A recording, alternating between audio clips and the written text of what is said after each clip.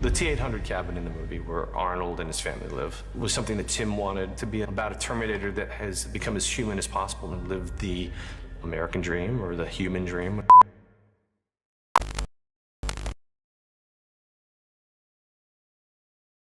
Two days ago, my commander had them tattoo these coordinates on me.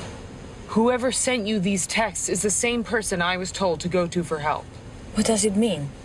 It means we're going to Texas.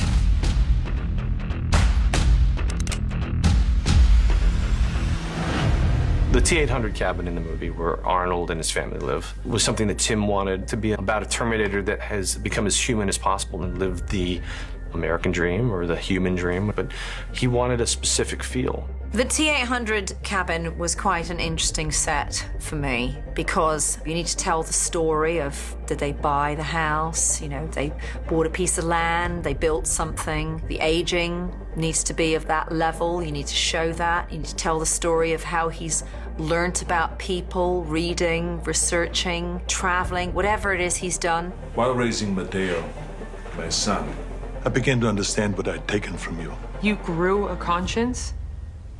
The equivalent to one, yes.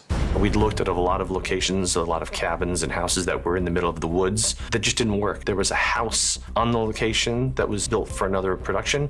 We loved the land, but the house didn't work, so we struck the house and we had a full cabin built. It didn't want to look too old-fashioned. We sort of had the brief that it was probably 12 to 15 years old, but it had a slight modern edge to it. And outside we created a sort of bunker and shooting range, so we still have the whole armory references which go back to the other Terminator films as well. You just keep this around? Even without a rogue AI taking over, I calculate a 74% chance that human civilization will collapse into barbarism. Also, this is Texas.